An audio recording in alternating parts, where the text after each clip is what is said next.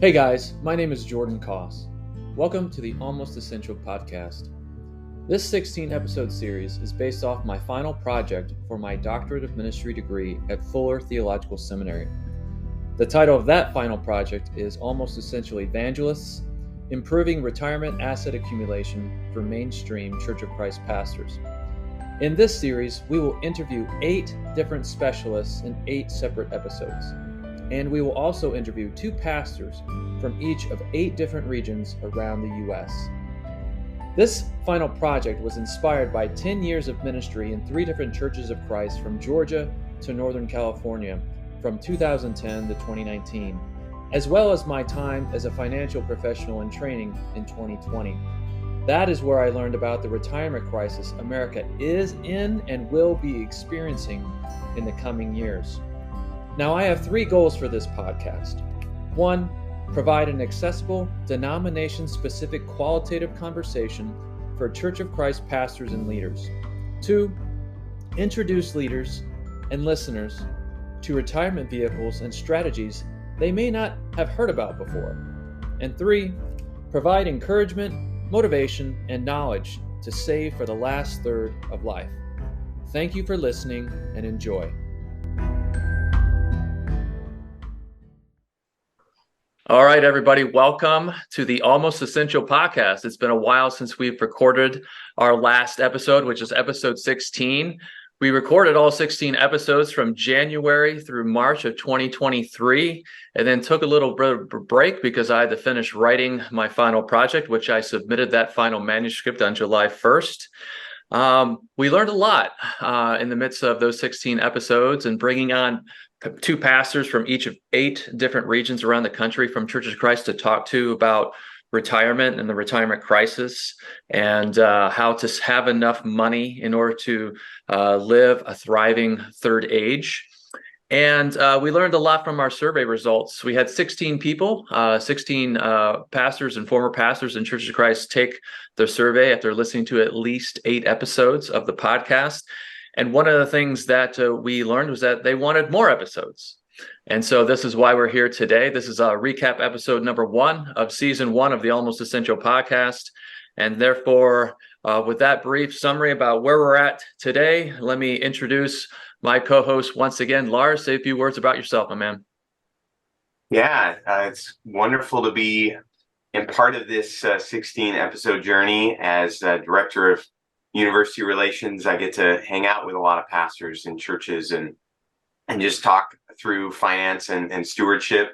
On Sunday, in fact, we were talking a little bit about these conversations and what this looks like long term for younger pastors, and then also for our current pastors who are retiring. And so I get to kind of step into that space as somebody working at a university that cares about people going into ministry and studying that.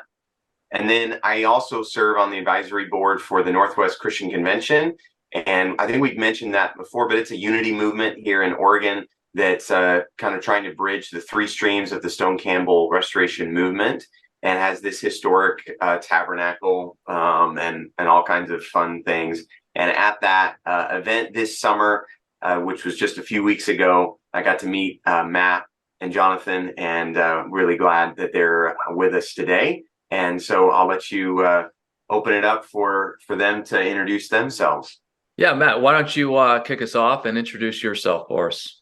Sure, yeah. So my name's Matt Shears. I live in Knoxville, Tennessee, so broadcasting live from beautiful East Tennessee, Smoky Mountains. Mm-hmm. I come from the Independent Christian Church background. So we've got all 3 streams represented here today: Church of Christ, Independent Christian Church, and Christian Church Disciples of Christ too.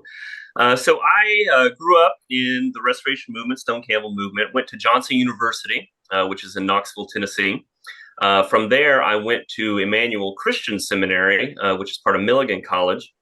And I've always been really interested in Stone Campbell history. So 1, I want to say thanks for having us on today. Yeah. 2, thanks for discussing this, particularly within the context of Stone Campbell Restoration Movement history.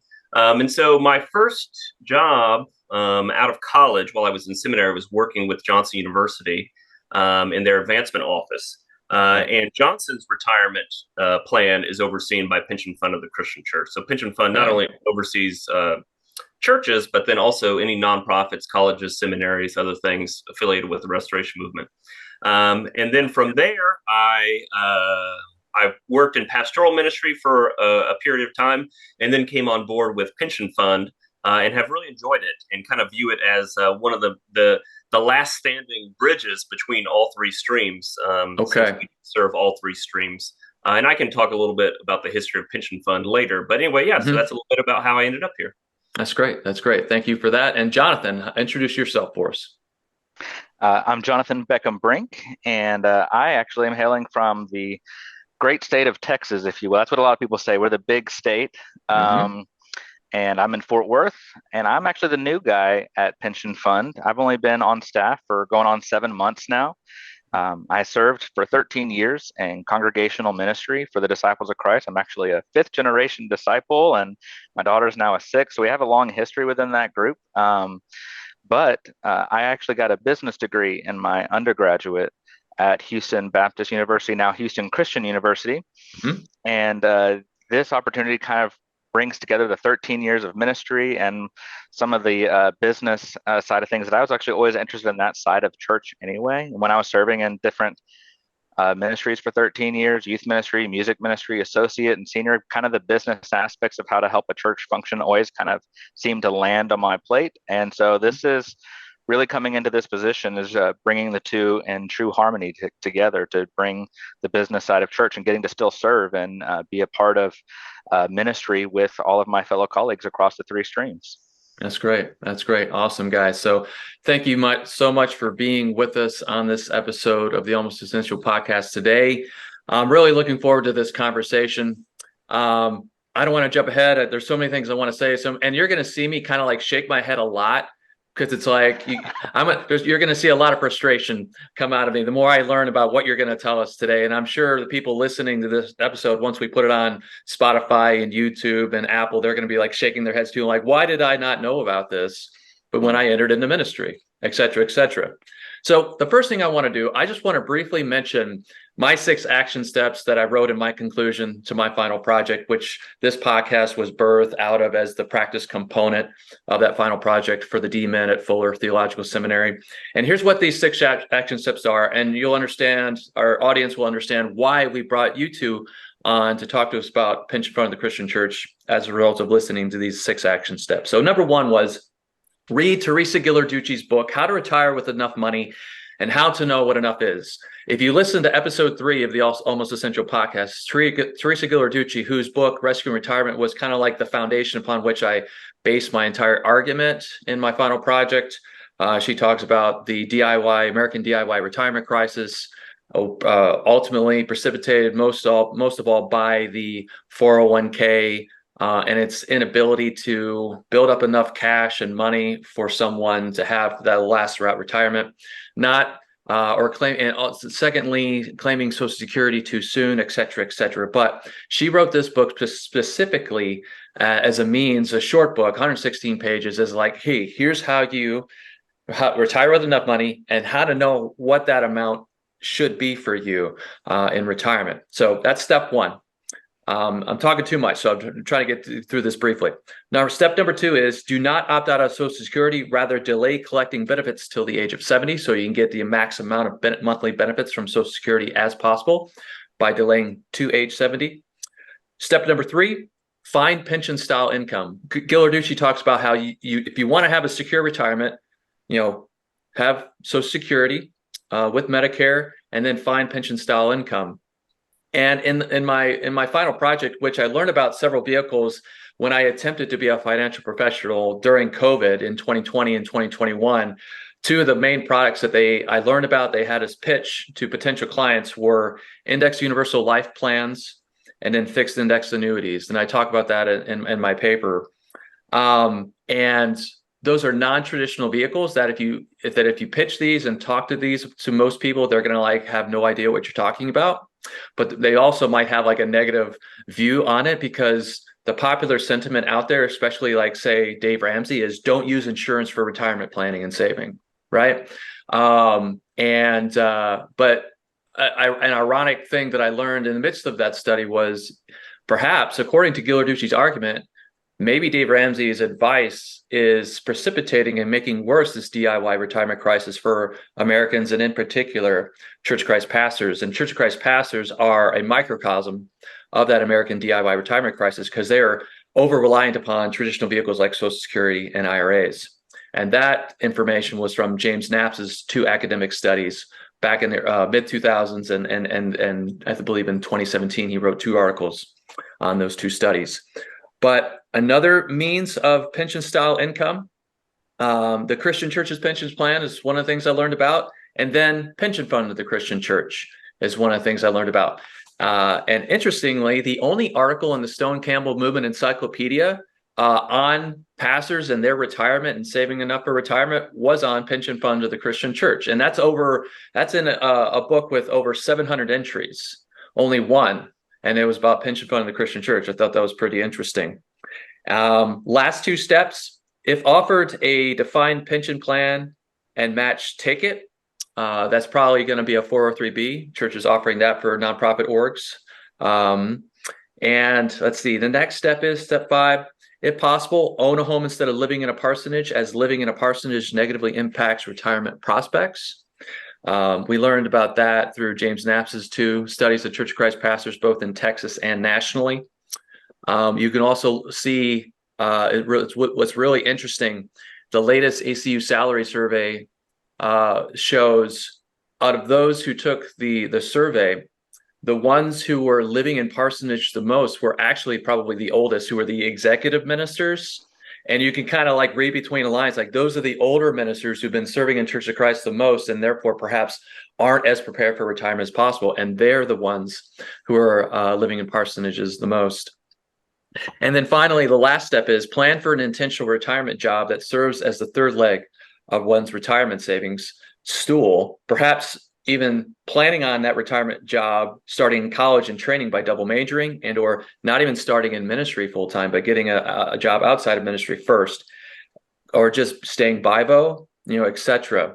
Gil Reducci mentions how a retirement job for more and more Americans is functioning as that 3rd stool for retirement savings and retirement income in the 3rd age. So those are the 6 steps. And therefore, step number 3 was find that pension style income. And that leads me to kind of get back to you, Matt and Jonathan, to spend the rest of our time together talking about pension fund of the Christian Church and what it can do, what that organization, what you guys can do for Church of Christ pastors today, who are, again, a microcosm of that American DIY retirement crisis that Teresa Gil Reduci tells us about in her works and writing. Okay, so question number 1. I'm done talking. Now it's your turn. Tell us about your backgrounds and how you came to work for the pension fund of the Christian Church. Just one more time, recap that. Yeah, well, like I mentioned before, I come from independent Christian church background, and at Johnson University, where I went to school and graduated, their retirement plan is with Pension Fund. So Pension Fund offers both 403B and traditional pension plan accounts. And so I got to work, I joined. So I first was part of Pension Fund by joining Pension Fund as an employee of the school. And then from there, kind of learned about the history of it, because like I said, I'm a bit of a Stone Campbell history nerd, learned that it's a 127-year-old organization, one of the oldest still functioning restoration movement organizations in existence, serves all 3 streams. And then I just built a relationship with the staff, and then after seminary ended up coming on staff and working with Pension Fund.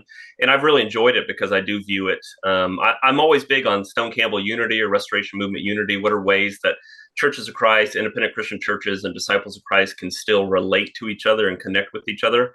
And I feel like Pension Fund is one of those last things that does still kind of hold us together. So awesome. And Jonathan, real quick, remind us how you came to work for Pension Fund, how you came to be aware of Pension Fund of the Christian Church.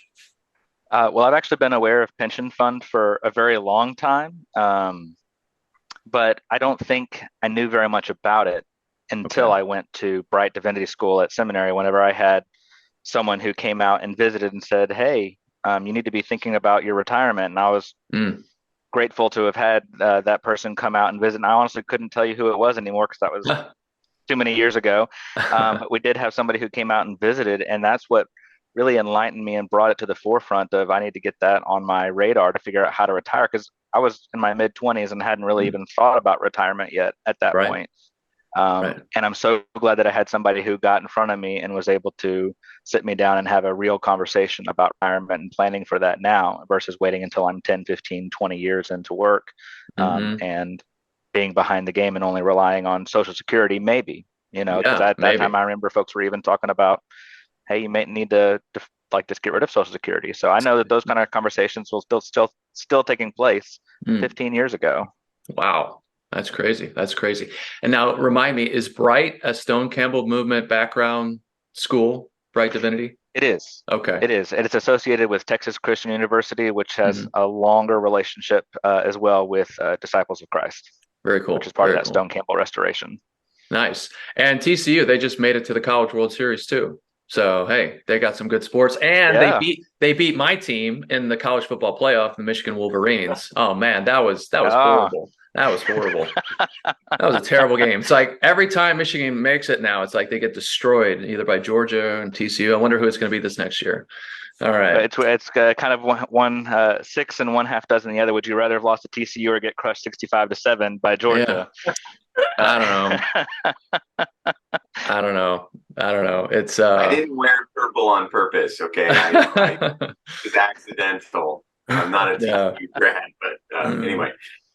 Well, you guys were presenting on the subject here that we're talking about today, retirement for pastors, and you made some observations. I'd be curious if you could just talk a little bit about what were some takeaways from your conversations with individuals at the convention. So obviously you were doing a presentation that's kind of the baseline. What does pension fund of the Christian Church do? What should you be doing? But I'd be curious about what your experience was, because we did a survey and we're going to talk a little bit about some survey responses. But I'd be curious what your questions were by individuals that you were meeting with at the convention. Yeah, and tell us, for those who are completely out of the loop, what is that convention and so forth? Yeah. So Northwest Christian Convention, formerly Oregon Christian Convention, is a yearly meeting that historically is all three streams. I think predominantly, Lars can correct me, but I think predominantly it's independent Christian churches now, but there is still presence from all three streams within the Stone Campbell movement. And so, there were pastors in all different situations, in urban, rural, suburban environments, big churches, small churches.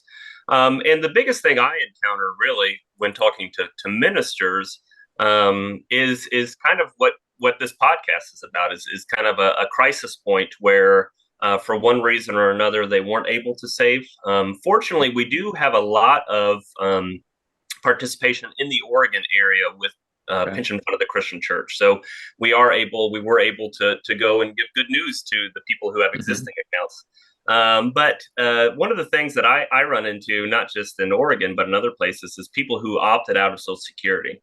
And I appreciate what you said, because I think a lot of people think that they will save, but life happens and they're not able to save.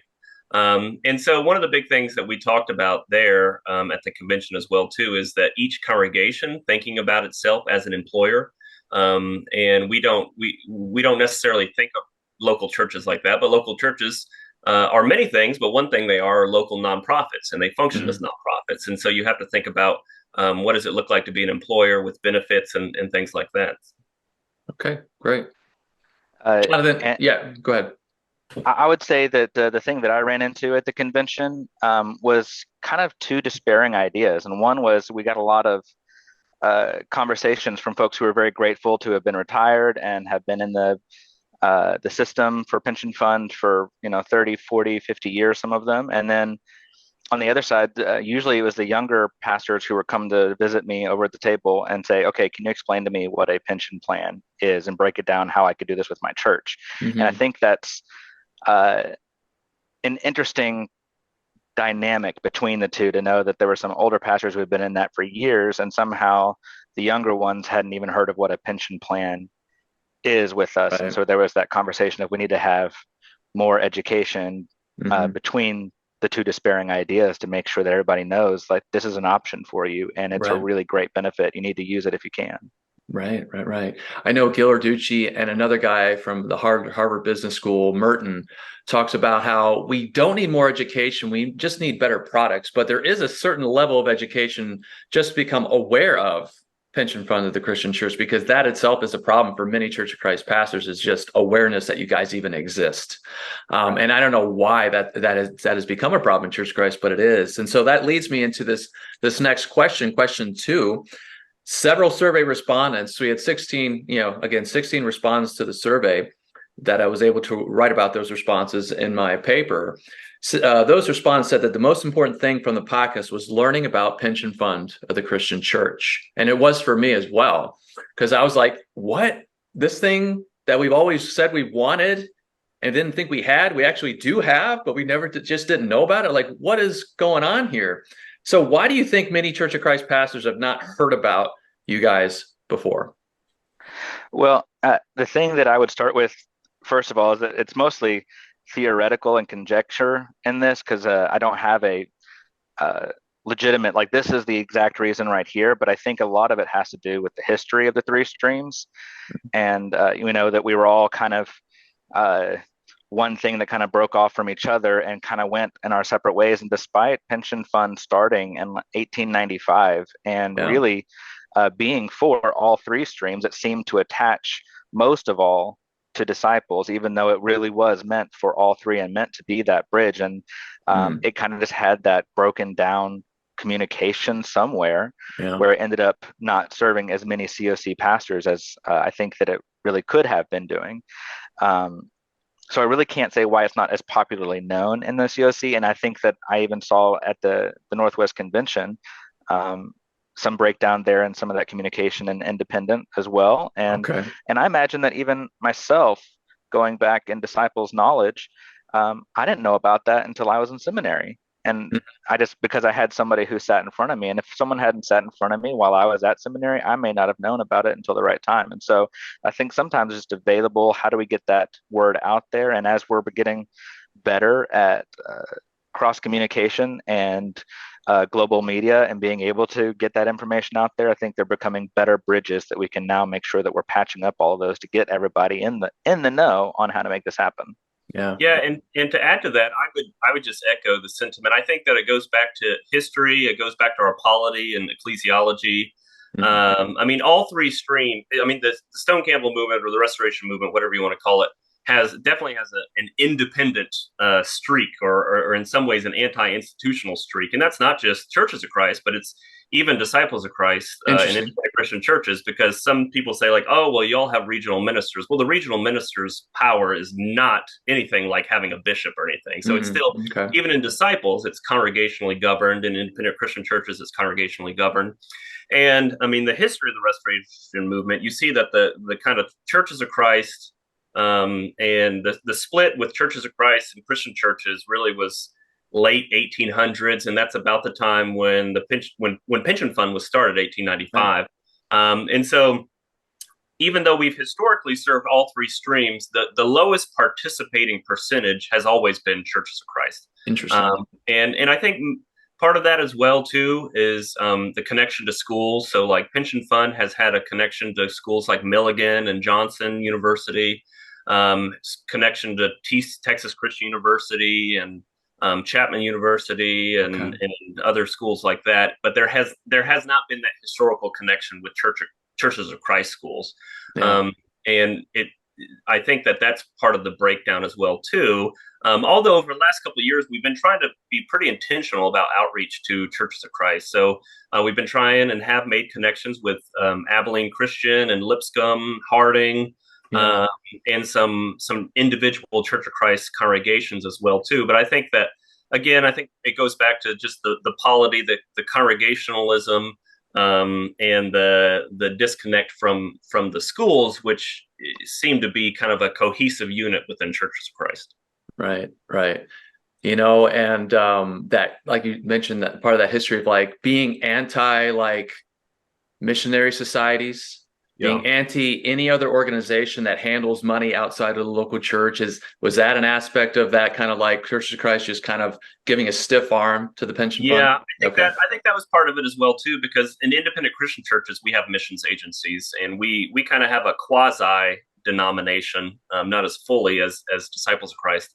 And I think that just kind of that anti-institutional streak within Churches of Christ has probably made them weary of us. And that also is partly on us, because we need to make sure that we do the education in the sense of showing people that we are an organization. And you can work with a secular organization, or you can work with a religious nonprofit ministry, which we are, which is part of your tradition. So there's some irony in that. Like, we're like Church of Christ people are more willing to work with secular organizations than they are with, religious institutions connected to their own Stone Campbell Movement stream and family. But yeah, an aspect of what I wrote about in terms of the history of like, why do Church of Christ pastors struggle so much with saving enough money for retirement? And a lot of it has to do with our sociological origins. The apocalyptic view of money. Barton W. Stone started out with a lot of money in his life, but then stopped taking a salary and intentionally kind of lived poor and more destitute. Whereas Campbell was kind of the opposite. Started out with less money, and then by the end of his life was a pretty wealthy guy. And there's some interesting irony there in just looking at their histories involved in money. But one of the top three issues in the late, I guess since the beginning of the Stone Campbell movement was located in salaried pastors. Like, if we have a hard enough time deciding on, are we even going to have a located and salaried pastor in our churches, it kind of seemed to have led to not even like having a hard time even having that conversation about, do we give pastors retirement via churches as well? Had you guys ever heard of that top three issue of located salaried pastors before in the Stone Campbell movement? Yeah, I know that was a big discussion, like in the Millennial Harbinger and things like that. I'm not an expert on Alexander Campbell, but I do know that there are a couple articles where Alexander Campbell does talk about taking care of those who served on the mission field when they come back. And I think that in itself is kind of demonstrating at least a quasi theology of retirement that was happening at the time. Okay. Nice. All right. So kind of a follow-up question to question number two. I recently just did a road trip through Oregon. I hopped on the 395 from Reno, Nevada, up to a little town called Riley, Oregon, and then headed west to Bend. And what was really funny is Riley, my daughter's name is Riley, and right where 395 meets up with Riley in Southeast Oregon, there's a little store there called the Riley Store. And so I was able to like buy a t-shirt and other things with her name on it that I haven't given to her yet, but I'll give it to her soon. But there's a Church of Christ pastor in Bend, Oregon that I knew from my time at Freed-Hardeman. And his name's Michael Whitworth. And I had coffee with him on Friday at a local coffee shop there in Bend. And when I was talking to him about my podcast and what I've been doing with my D-Men project, he had never heard of pension fund before either. And he didn't even, he asked me to explain what a pension was itself. And that kind of like, okay, all right. So let's answer that question first. Like, what is a pension, Matt and Jonathan? Can you explain to us what that is and how that's helpful for COC pastors and for everybody? Yeah. Wait, would you like me to take that, Matt? Or? Yeah, you go for it, John. Okay. Well, the first thing that I would want to really point out to it is that I think there are different kinds of pensions, but we are specifically a church plan, which in and itself is so different from many of the places that you're going to find out in the mainstream traditional retirement providers, such as in retirement, we have something that's a housing allowance that you can take that's you're not going to get in something else. And our pension plan and our 403b products allow for folks to be able to take housing allowances in their retirement. So that in itself, and there's a few other rules that are like that allow us to differentiate, because IRS has determined that we are a church plan, and we're determined for that as a church plan for Churches of Christ. So that we get to do those kinds of benefits. A pension in and of itself is kind of like building up credits. You're going to put funds in based on your housing and your salary over a certain number of years. And hopefully you're going to do it, when you're 25 or 30 until you're 65, when you're eligible to retire. And you're building up credits. You're putting in these funds. That's more dollars at first. That's going to seem like that because only so much of that percentage turns into credits, because it's funding all of those accounts kind of at the same time as they're all building, right? And there were folks who were already retired that were funding their retirement. And you build up these credits that when you retire, those credits convert into dollars as a lifetime income. And it's a defined benefit versus a defined contribution. So that benefit is now for life. So when you retire, that's your income you're going to make every single year. It's not going to go down. It can only go up when we have what's called special apportionments. That's something that we can add. And whether you're still working or you're retired, it's kind of like getting a raise to your pension that increases those credits to help you in both building up those credits and enjoying those credits in retirement.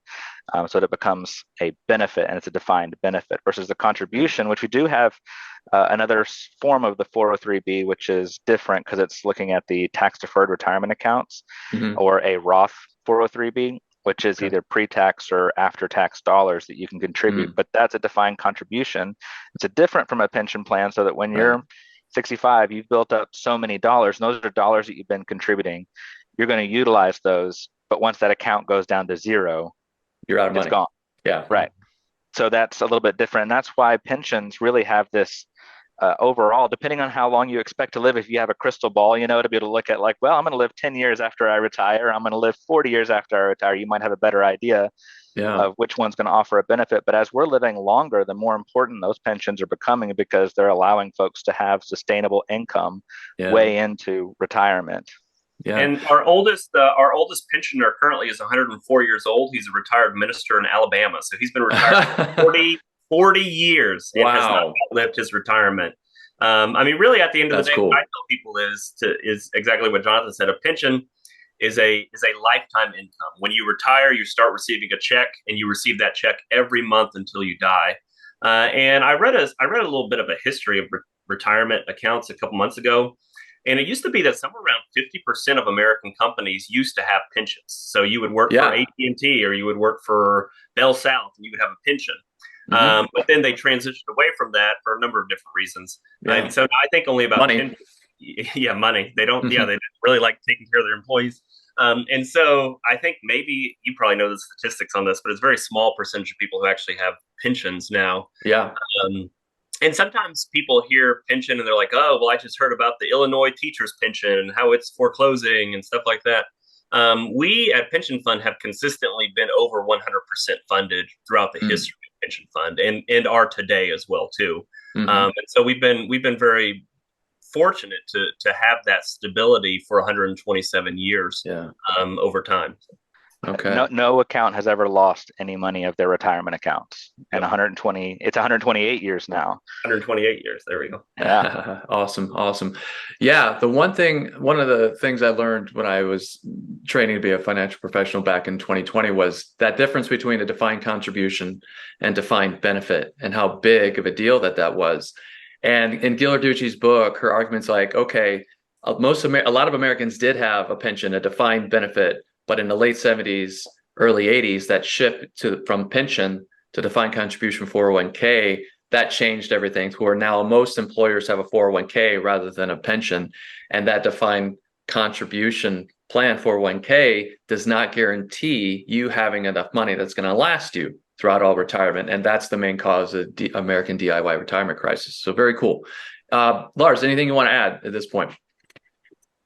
Well, I think a lot of times a question will come up like, I'm not going to be at this church forever, or I might not be in this denomination forever. So that's something our Restoration Movement folks tend to be, maybe in Churches of Christ less so, but often there's this kind of worry that if I'm retiring or I'm going to be investing in this retirement kind of thing, will this go with me? Will this be able to move from church to church, or is this going to be a really big nightmare? Yeah. And especially on the denominational thing. So could you guys speak to that a little bit about, Great question. Say, my church in San Diego that I first worked at had pension fund and Christian church. And I joined then, but I moved to a church that wasn't participating. What does that look like? Yeah, good question.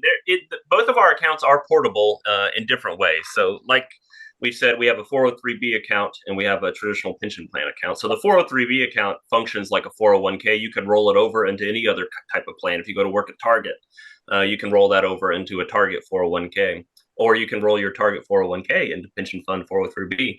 The pension plan, it can also follow you from church to church and institution to institution. And even if you were to leave, say the Restoration Movement, you worked at a Presbyterian church or a Methodist church, if you are ordained within the tradition of the Restoration Movement, even if you go and work at another denomination, we can still partner with that church specifically for your retirement account. So we can't provide it to the entire staff at a Presbyterian church or a Methodist church, but we could still contribute to your account through your ordination. Pension, even if you weren't working in ministry anymore, your pension doesn't go away. It may just freeze for a time, but it doesn't go away. So anything to add to that, Jonathan? I think you said that perfectly, Matt, that really and I think, well, let me try that again. The only thing that I would add is that, let's say you're going in ministry now and you don't know what the future holds, but if you get 5 or 10 years into a pension plan, I think that the defined benefit that you're going to get from that 5 to 10 years will far outweigh what you think it will. And it's worth investing into it now. And even if you don't contribute it after 5 to 10 years and it's there just waiting for you in retirement, that's something that you can add to your income that's going to last through your lifetime in retirement. And it's hard to say no to something like that can be a defined benefit for a monthly income in retirement. Yeah. I think that's a really good point. I was just visiting with a pastor friend, and we were talking a little bit about this. He is in pension fund and has another 403b, and he's trying to decide, does he move the 403b over to so he's got pension, but now should he move his 403b from his other thing to the 403b pension fund, or do something else? And I kind of was having the conversation with him saying, having a bunch of different things is okay, but we have this tendency to want one account to be really, really big. And we think that means that we're better off. And I think in retirement accumulation, we almost want to be a little bit like an investment manager, diversifying our assets, right? So housing, and you can see that in the 6 takeaways that Jordan had, that there's this kind of diversification of a thrust. And I think that's where the pension idea, in my mind, is really helpful, because it supplements the same way that Social Security is a defined benefit. It's not going, you build these credits with Social Security, but we need something more than that. And so I think that's where it's helpful. It doesn't mean that you aren't going to do maybe a 403b or some of these other things, or go work in another industry where your bivocational retirement assets and savings might be in something different. So I think I asked that question about, like, can it be mobile, because I think that's something that's lingering in people's mind. But I also think it's totally fine. My wife was a teacher in Southern California in the Pasadena School District, and so she has a pension, and we haven't contributed to it for now almost 4 years, right? But it's going to be there, and it was 3.5 years worth of stuff, and it accumulated more than I think we ever thought. And it's going to just be out of sight, out of mind for now. And that's wonderful. And I don't feel like we need to move that account to our other account. I think we can have these separate things. And I want to encourage that kind of diversification. Yeah. One of the authors I looked at that writes about index universal life policies, which there's there's not a lot. It's weird how they're like popular voices don't talk about using insurance in terms of retirement planning for whatever reason. It's kind of strange, but it's just that way right now. But Doug Andrew has a book called Laser Fund, and he talks about you want to diversify, like we're talking about. And he has a conversation about 4 different buckets and where you want to put your money to draw income from in retirement. But let me ask this question, because this question just popped in my mind, because I was in ministry for full time for 10 years. Church of Christ congregations in Columbus, Georgia, Modesto, California, and then the South Bay area outside of San Jose. I'm currently working very, very part-time, for a church in Redwood City, California. And I'm even looking at trying to work for a church more true part-time in the Bay Area as well. If I am a part-time Church of Christ pastor, can I still become part of the pension fund of the Christian church? Yes. Yes. Okay. Even working part-time, you absolutely can. Okay. And does that look any different, or is it the same? The difference that you'll see is where you would choose between a pension plan, the traditional pension plan that we have, versus the 403b with the TDRA or Roth after-tax 403b. And the only reason I would say that is because it's going to differ person to person on what they would prefer there, because at the end of the day, the pension plan, as I was talking earlier, is accruing credits, right, based on your housing and salary. And it's only 14% of that that's going to be building credits. And you might decide that you can get more bang for your buck using that TDRA or Roth account over that part-time, because you can put however much you would like to in that account up to the IRS limit, which working part-time in a church, we're probably not going to hit those IRS limits that are listed for us. But the pension plan at 14% would be probably a lot lower. And so that becomes a question for you, and to decide where is that more beneficial, to put that into a pension plan or to put that into a TDRA, Roth 403b. Okay. Any church staff, full-time, part-time, clergy, non-clergy, can participate in pension fund. Non-clergy. Non-clergy, yes. Non-clergy. So the secretary, administrator, janitor, we have a number of preschools that are attached to churches that are part of pension fund.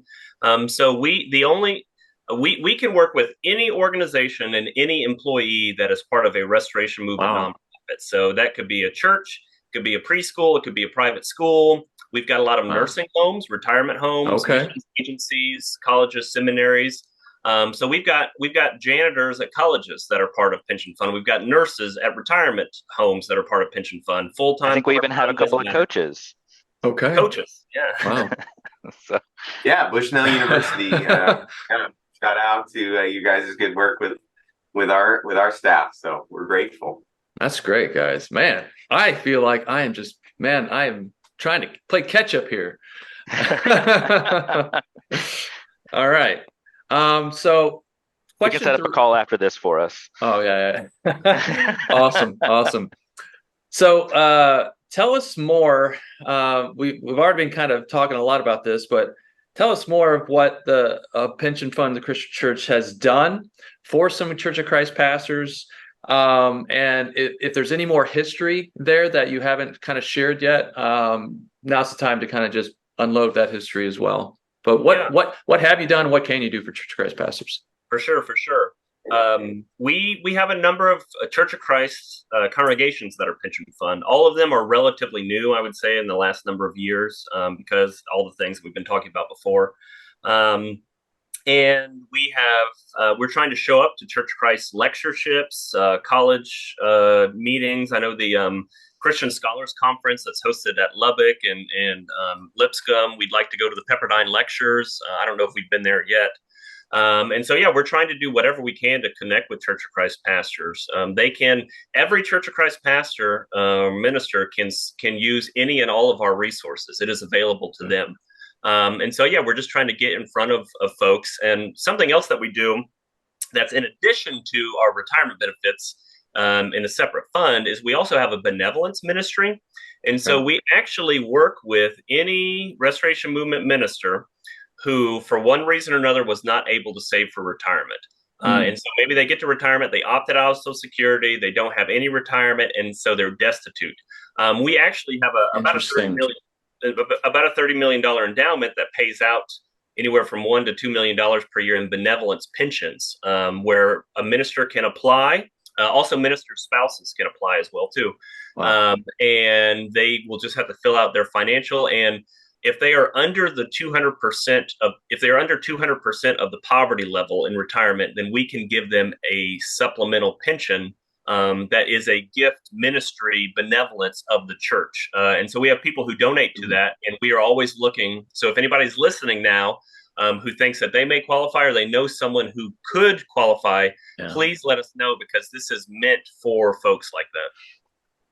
That's amazing. Again, I'm shaking my head again, but this time in joy, because like one minister that we interviewed from Texas talked about how this one congregation's previous ministers, pastors from bygone eras come back to them because they haven't saved well enough for retirement, and they're just like, help me, I don't know what to do. And it's become almost like a burden, the church not knowing what to do once they've taken them on. Mm-hmm. Yeah. And so if someone's in a situation like that, please let us know. And when I talk about planning for retirement too, I always talk about it's good for the church, because some people sometimes say, I'm never going to retire. Well, maybe you should retire at some point, but everybody's going to have to retire in some capacity. And we don't want to be continuing to work in a church when our heart's not in it because we have to. And we don't want to be a financial burden on a church because we have to. And so, again, that's why we have this endowment and we have this benevolence pension. So please reach out to us if we can be of help to you. Yeah. Any word on that, Jonathan? Any thought? What I would add is that you're going to hear most today about the employer products that we have, which is where the churches themselves can provide both that pension plan and the TDRA or Roth 403Bs. But we also have the other aspects of the industry that a lot of folks just aren't aware of. We have IRA accounts that folks can use. You can have the traditional IRA or the Roth IRA, because you were talking about, Lars, about having that diversity, and that's what we want to be able to provide folks. Is like there's other different options that you can utilize. And one of my favorite benefits that we have at Pension Fund, I've kind of toggled with the idea because I've heard it called a couple of things at Pension Fund, and I like both names. And one of it's called the no duh account or the hide it from Target account. You said you have a daughter, Riley, right? Yes. Jordan, I have a daughter as well who's 2 years old. Her name is Adelaide. And when I go to Target, it's really hard to walk through that kid section, the toddler section, and not want to get her something cute or get her a little toy. And I often end up overspending at Target. And it's really easy to get on that the application on my phone to access my bank and move funds from my savings account to my checking account. We have an account at Pension Fund that I love because it's a little bit more tucked away than that. That still is it's fully liquid, and it's called our benefit accumulation account. And it's earning, instead of your average savings account that earns like 0.23%, right? It's cents on the dollar, or hundreds of dollars, you're earning cents on it. Whereas this account earns 3% as a base interest and is still available for good experience credits. And so it stays hidden away because you're not going to have that temptation to have that Target spending at the last second when you're in that line and overspending something. So I love that account. And I think I try to tell a lot of ministers about that, because you want to have something that's in an emergency account. You want to have something that's set aside for when those disasters happen, because they do happen, and we're running into them more, whether you live on the West Coast and you're dealing with fires or earthquakes, or you live in Central America and tornadoes and water, or you're living in the Southeast Coast and you're dealing with hurricanes. We all have these natural disasters that happen in our lives, and whatever situation that you're in, you're going to run into something that's going to require thousands of dollars of fixing. And it's good to have a savings account that's fully liquid, that's also growing at a better rate, that stays a little tucked away. And so I try to tell folks about that a lot, to say you need to have that retirement savings, and you also want to have something supplemental as an emergency savings. And as a retirement product group, to have that offered to our members, I try to make sure they know about that, because it's a really great product to be able to help folks handle the day-to-day life things, because we care about the pastor as a whole, not just as someone who's a retirement product person, but we're like, like Matt was talking about those MRA programs, because we also have MRA, Ministerial Relief and Assistance. That's benevolence ministry. Got it. MRA. Yeah, sorry about that. Because we have like Your Money Line, which is there to help as a financial concierge. We have the Learn to Live, which is there to help clergy with their with their mental wellness, as many folks were impacted by how particularly COVID affected all of us during that pandemic time. And we want to be able to be a resource for folks to know that you are more than just someone who's trying to retire. You are a whole person who needs caring for financially and mentally, and being able to set yourself up for the future. And so we're trying to do as many things as we can to provide those resources to the whole person who's coming to us as a resource. That's great. Go ahead.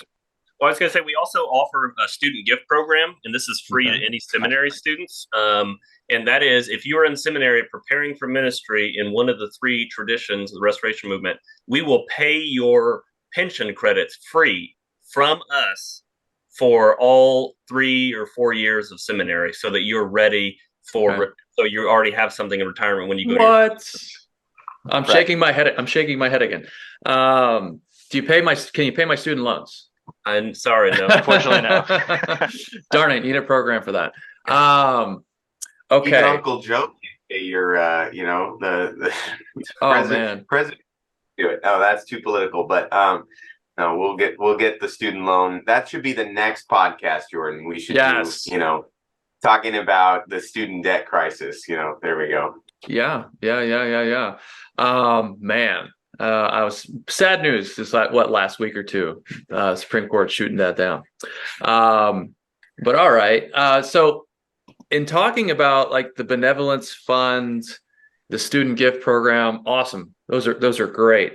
An aspect of a question based off of that I wanted to ask you a question for is like, okay, the typical Church of Christ pastor, where are they at? From James Knapp's 2 studies, we kind of see that, okay, they're over-reliant upon traditional vehicles like Social Security if they haven't opted out already, and they're over-reliant on a defined contribution plan like an IRA.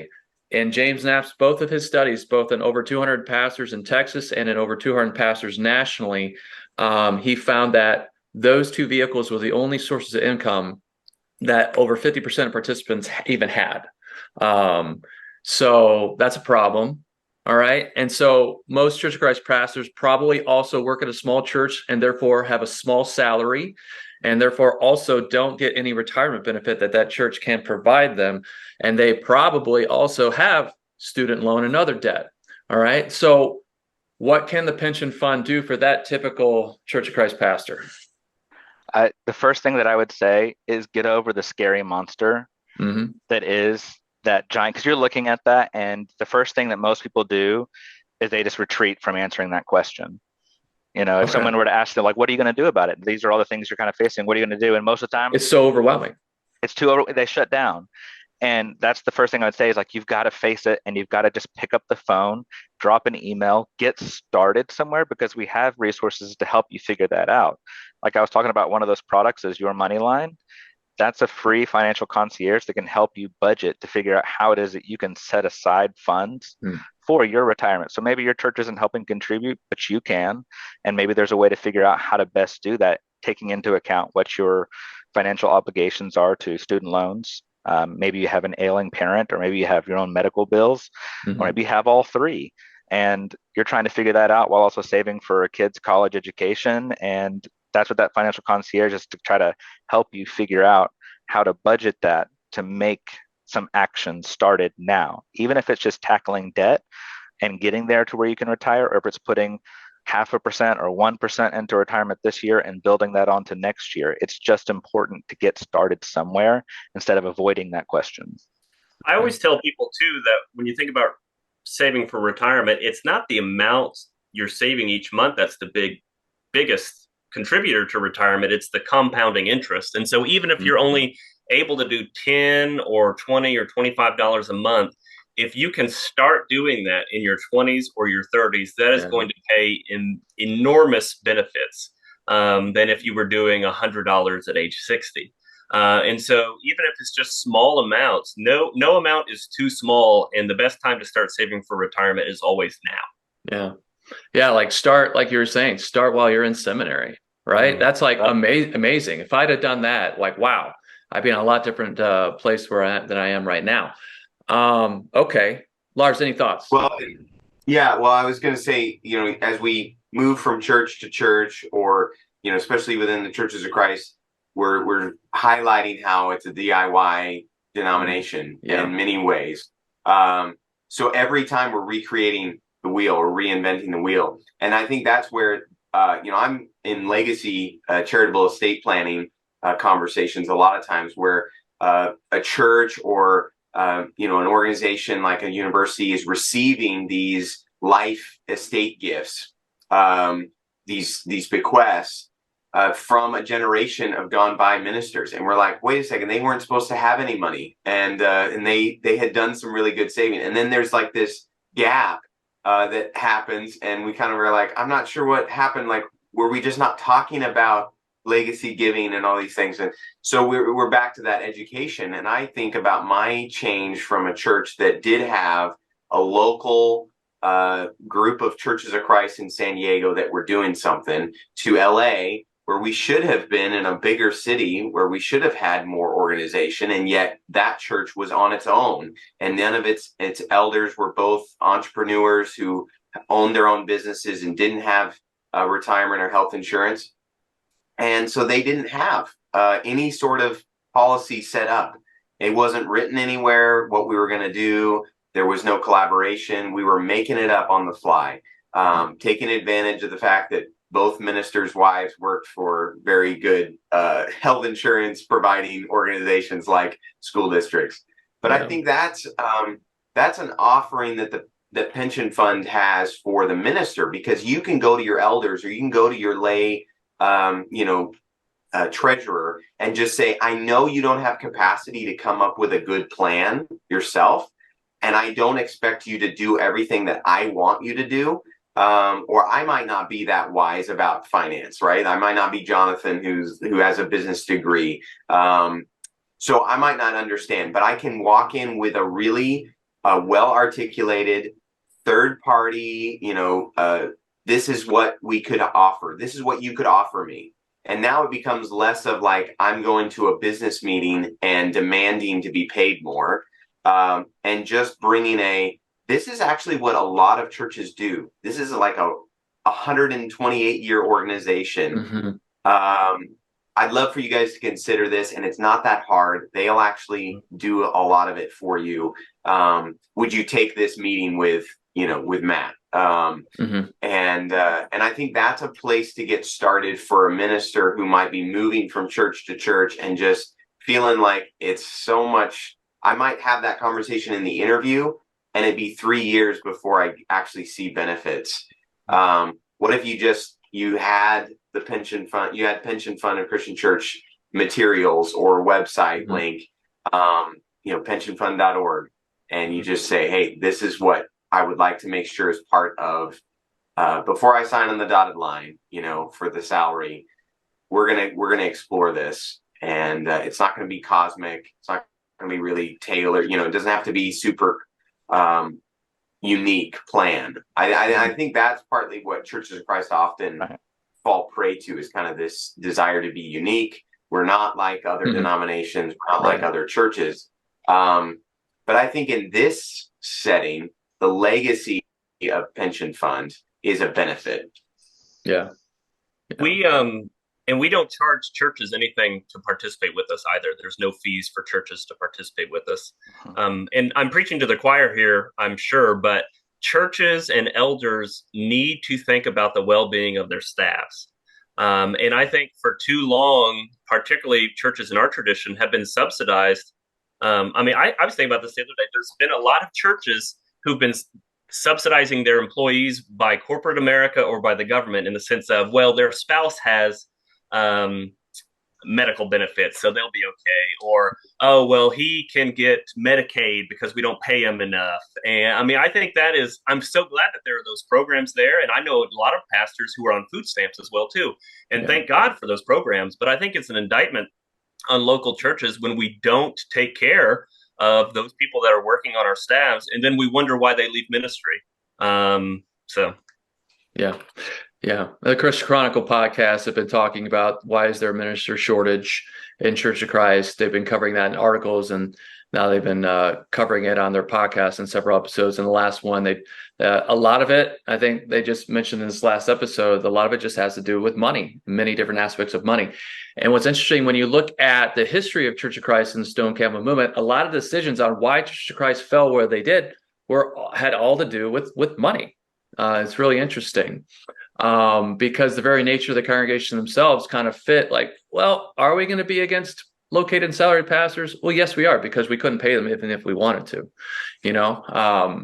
So the next question is in question 5, like, what are some stories that you can share about Pension Fund of the Christian Church helping Church of Christ pastors?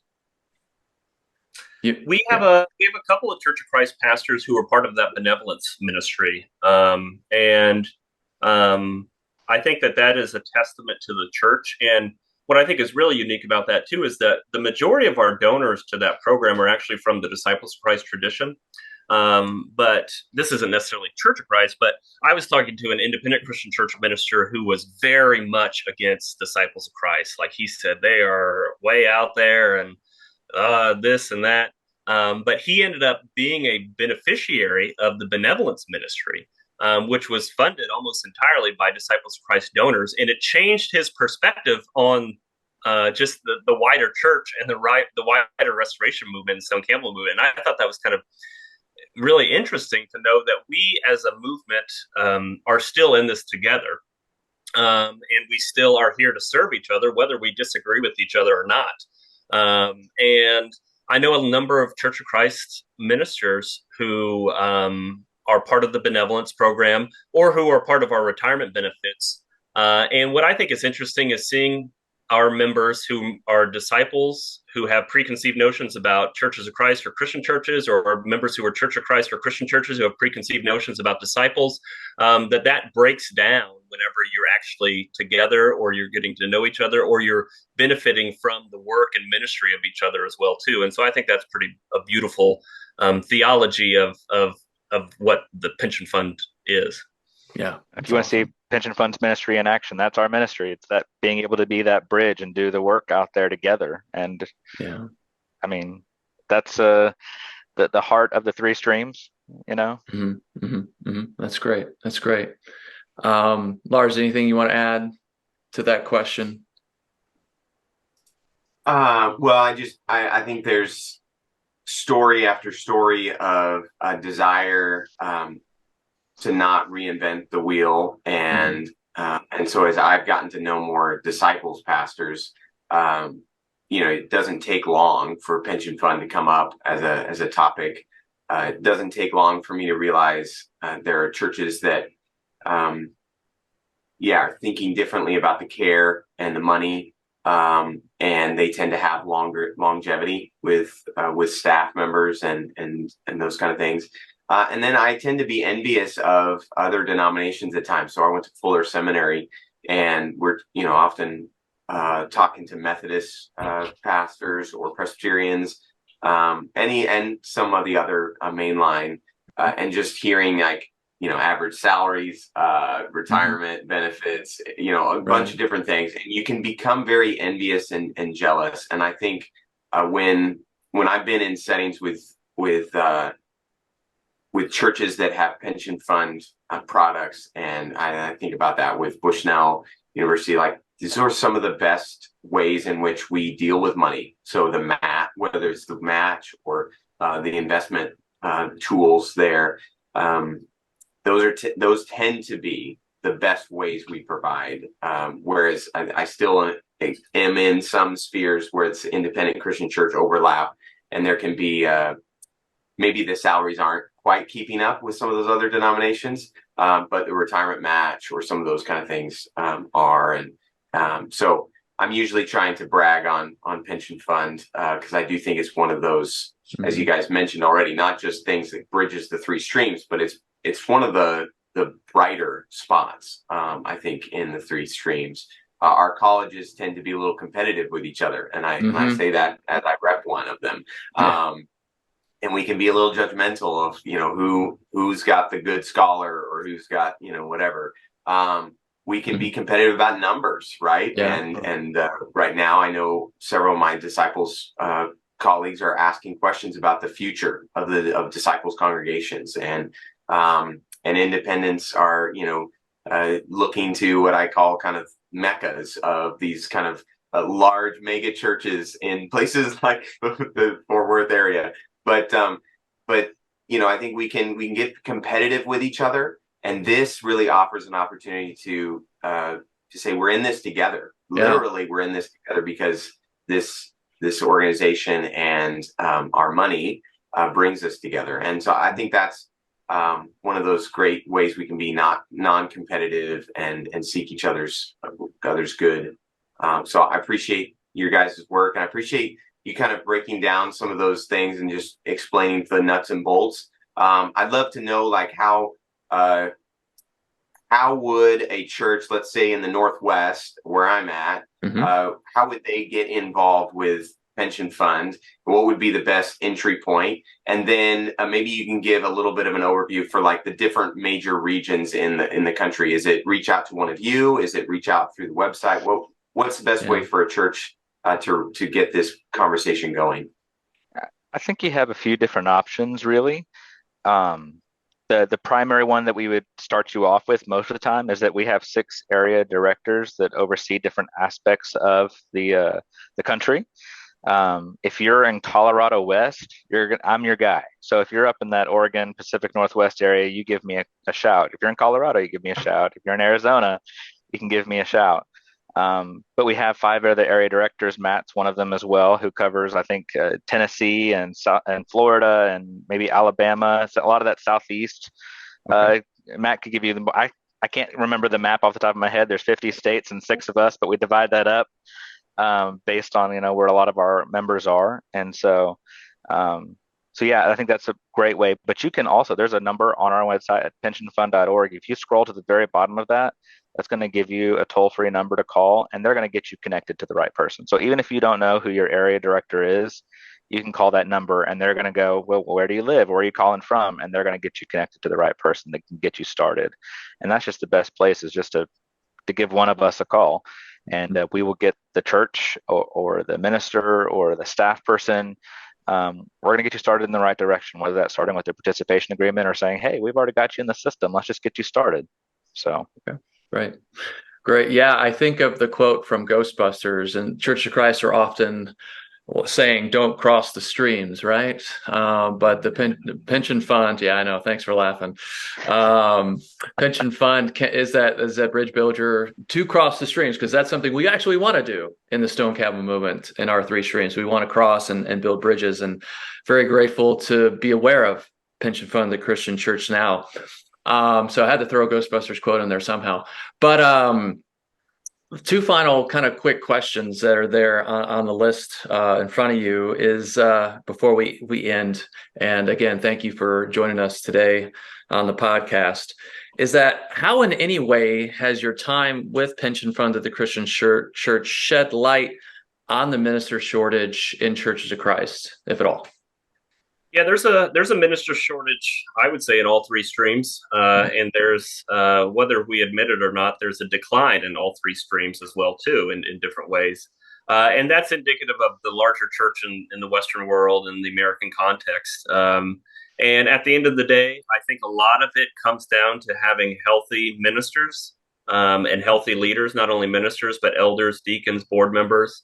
And we did a study a couple of years ago, a study of Restoration Movement ministers across 3 streams. We asked what their biggest stressor was, and consistently their biggest stressor was money. Mm-hmm. And that is what I find the biggest reason people leave ministry. It is the biggest stress in ministry. It stresses on ministers' marriages, on their relationships with their staff and their elders and deacons. And so whatever we as Pension Fund can do, or whatever we as colleges and local congregations can do to create more on-ramps for ministry and healthier ways to do ministry professionally, I think that will help us in the long run in the church in the American context. Great. I'm going to let that stand for itself. I think that was a great answer, Matt. Okay, great. Great. Thank you. And then one also just quickly, and you even touched on a little bit, most white dominant denominations in America are shrinking. Like you said, all three streams are have a shortage of ministers, but are they also all three experiencing perhaps a decline as well? It would seem they would be. But what, if anything, can Pension Fund of the Christian Church do for Church of Christ who've been experiencing a 30+ year decline? Is there any way the partnership between Church of Christ and Pension Fund can help kind of turn the tide in that way?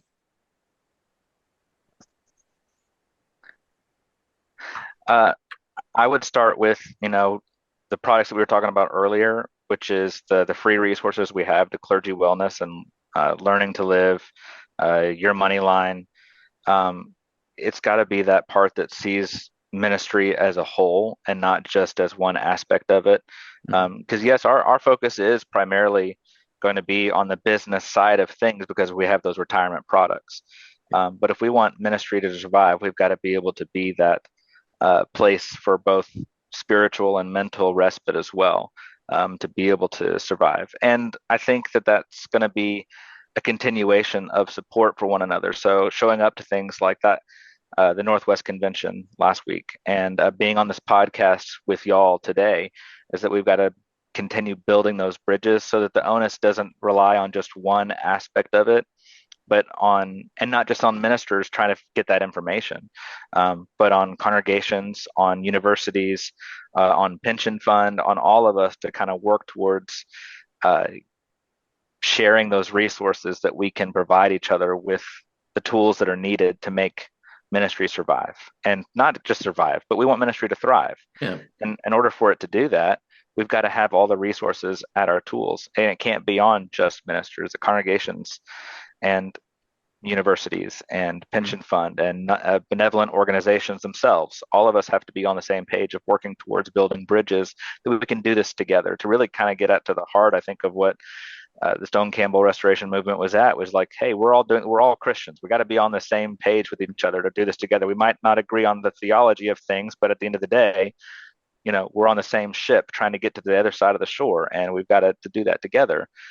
Argue all the way we want to, but we got to do this together. And otherwise, we're going to lead pastors to moving on and giving up because they're not getting what they need. Congregations are not getting what they need, and we're not serving the people that we need to be serving. We're just fizzling out. We got to be there in support of each other. Yeah. Matt, anything? Yeah, I think one of the decline.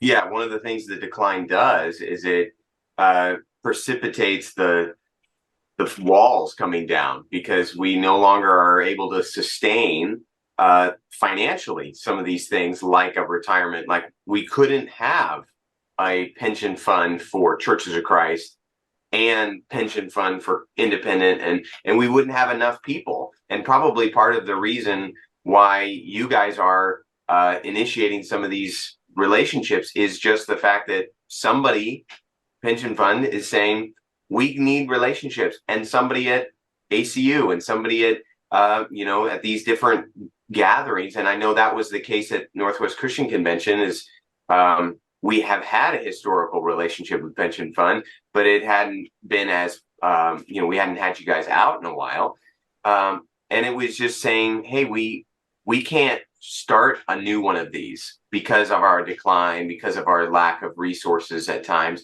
we don't have the energy, the people, the expertise to start our own pension fund. So we went looking for, or we're in relationship with somebody who's doing it already. And so I think that the 30-year disruption may be an opportunity for God to help us wake up and be attentive to doing this together. So I love that thread through what you were saying, Jonathan. And I just think I want to flip the script and not look at this as a negative thing because we have a shortage, but look at this as the opportunity to pay attention to doing ministry differently and caring for ministers and churches differently. And I think part of that, monetarily wise, means that we need to start kind of doing there's a church in this region, there's a church in this town, there is a restoration movement of churches that share these like-minded beliefs and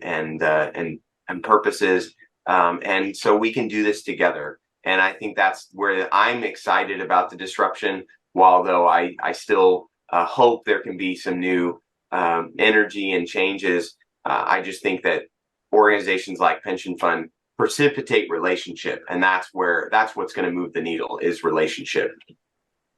Okay. Awesome, guys. So any parting wisdom as we wrap up this episode, any parting wisdom or advice for pastors and or churches on this matter of saving for retirement before we close out? We're here to serve all y'all, so reach out to us, pensionfund.org. Okay. Jonathan? Start early.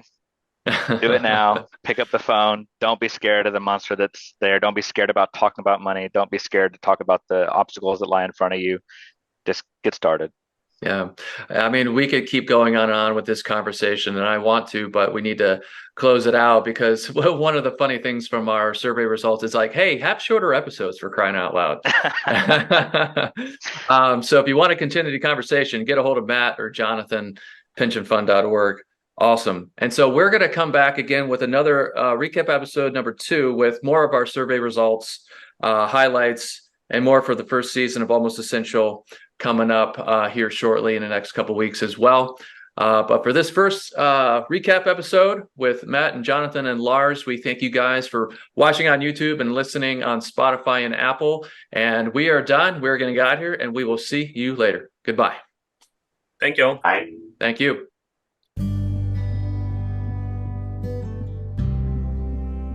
Once again, thank you for listening. We hope you enjoyed this episode of the Almost Essential podcast. If you like what you heard and you want to reach out, you can connect with me, Jordan Koss, on Facebook or Instagram. We hope this series is a valuable resource for you, pastor or otherwise. And remember, you are not almost essential. Your role and service in the church is essential, as well as saving for retirement within your holy vocation and calling.